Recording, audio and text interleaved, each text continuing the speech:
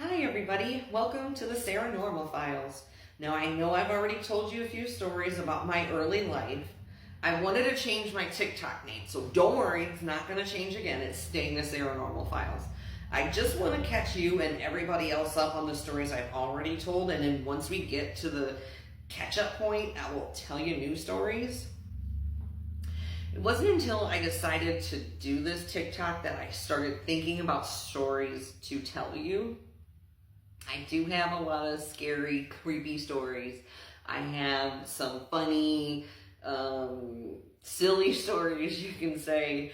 And I also have some tough stories to tell.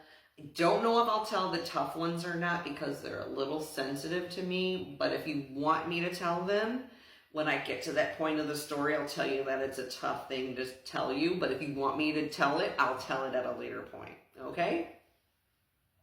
I was born in a blizzard in a winter of '76. This is my baby picture. 2 months old. This is my hair.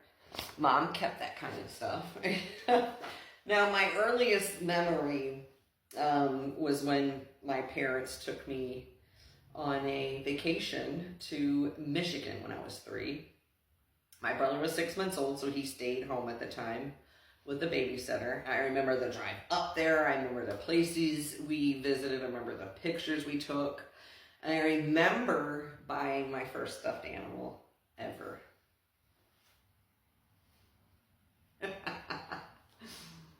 Her name is Misty. Ears used to be glued to the side of her head like this, but yeah. Still have it. She's, what, 46, 47? Not bad, huh? So my brother and I grew up in a small 2-bedroom house. My brother and I had one room. My parents had the other room. And my cousins lived down the street from us, literally on opposite ends. We were on this end. They were literally on the opposite end. And what was in the middle of the street that I had to pass every time I had to go to her house? A creepy old abandoned house, of course. Why not, right? Every neighborhood has one, I think. This one, you know what I mean? It gave you creepy vibes when you walk past it. Imagine the Michael Myers house in the Halloween movie after, you know what I mean? It's all abandoned, paint peeling off, right? Windows all boarded up. It was a 2-story house. It had the front porch. Facade wasn't exactly the same, but that's literally what it looked like when you would walk by. And you do what every little kid does, right? You walk down till you get to the house. You cross the street, and then you walk on the opposite side of the street that house was on. And then once you pass the house, you can go back on the other side of the street to continue going down to your cousin's house. So, yeah, I remember that for the longest time in my life of having to walk past this creepy old abandoned house. This is me at 7, about that age, when I would have to walk past that house. Yeah, so that was weird. And, you know, for the longest time, I had to walk by this creepy house. The story of the creepy house was that there was a family that lived there, and there was a fire one night. The husband was at work, but the wife and the child couldn't get out of the house. They ended up perishing in the house, and, you know what I mean, it was left abandoned for years until one of the neighbors bought it and tore it down. So that was my first introduction to the creepy world. Right there. So, like I said, my brother and I shared a bedroom.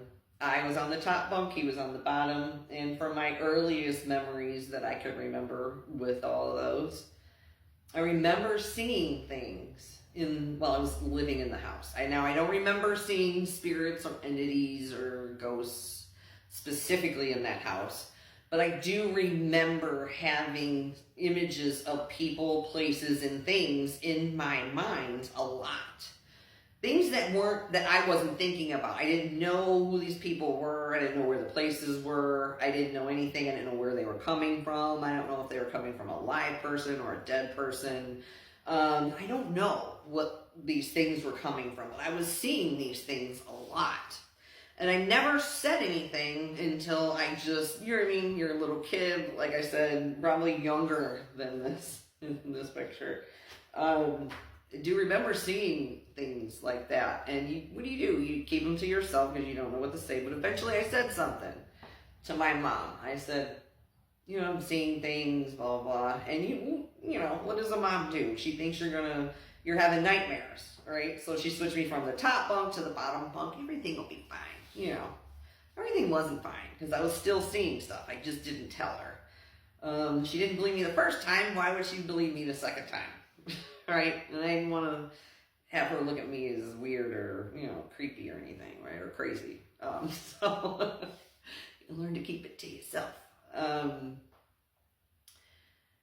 Now, when I was at school, in grade school, I didn't really have any friends. In grade school, I was bullied a lot. I tried to make friends. People just didn't want me to be their friend, and they didn't want to be my friend, and they didn't give me a chance. But when I was in school, I would see and feel energies and, let's say, intentions from other people when I would see certain children that were younger than me. And these were bad in feelings and intentions. They weren't good in any way. It was, you know, intentions of bad things that people wanted to do to certain people or certain children when I saw them. I don't know where these images and feelings were coming from. I don't know who they were coming from. I don't know if it was somebody in the school or in the neighborhood, but I had these a lot growing up.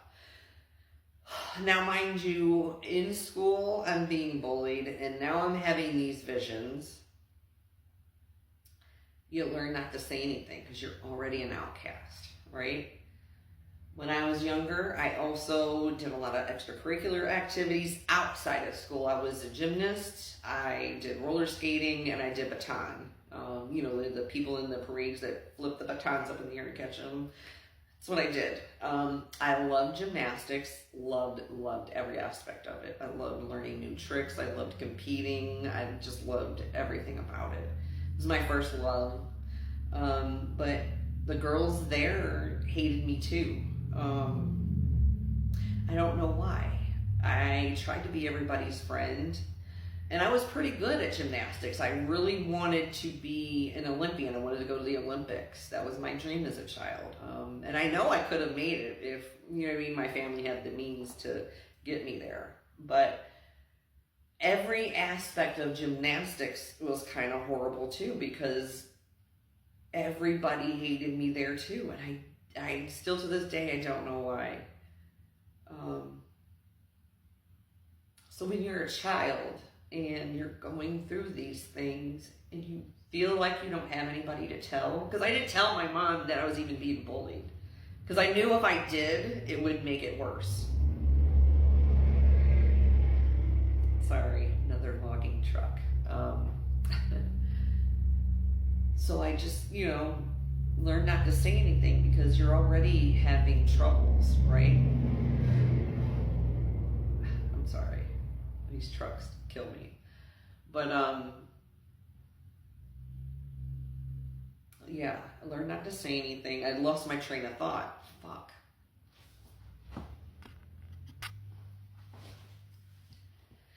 Whew, I'm sorry, I lost my train of thought. So yeah, you don't say anything because you're having problems in every aspect of your life. So you don't say anything, and you feel like when you go home, that should be your safe place, right? Home wasn't my safe place either. You think everything is normal in your family until you realize it's not. My parents divorced when I was about 10, and you think your father is normal until you realize he's not. I didn't see my father acting the same way that normal fathers do. And it wasn't until a little bit later on in life that I knew or found out that he has manic depression. I did go through some things as a child because of that, and my mom too, so obviously that was the reason for the divorce, but I'm choosing not to talk about my father right now.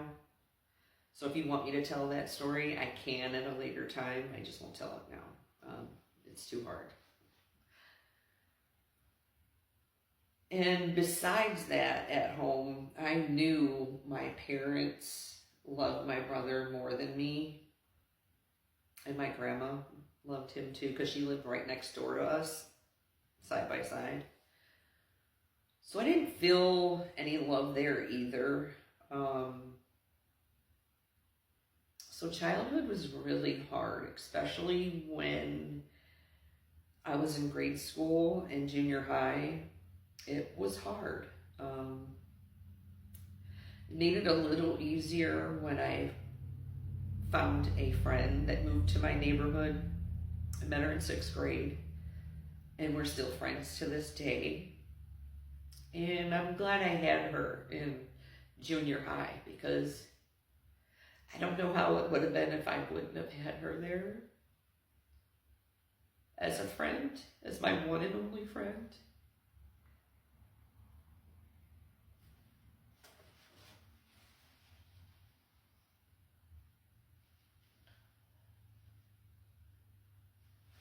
Sorry.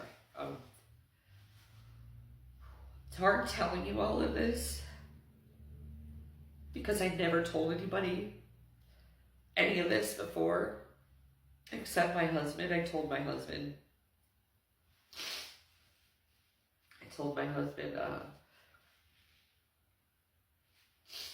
everything when, at a certain point after I met him, and I knew I could trust him. So doing this is going to be hard, but it's going to be worth it. I can feel it. I know it. I think I got some things to work through myself too, some realizations, some epiphanies. So I hope that we all can get something out of listening to my stories. I am going to have my husband come on and tell his story too, because he has a lot of haunted stories too before he even met me. So yeah, that's the plan. I'm going to get the ball rolling, so I hope you guys are ready to enjoy some scary, silly, stories with me, and then we'll face it all together. So my next story will be high school, and I'm going to do it in 2 different parts like I did before, because it's 2 different stories. So that's the plan, and I hope that you guys stick with me and give me a chance, because I am in this for the long haul. I truly hope this works for everybody. I love you guys, and I will see you later.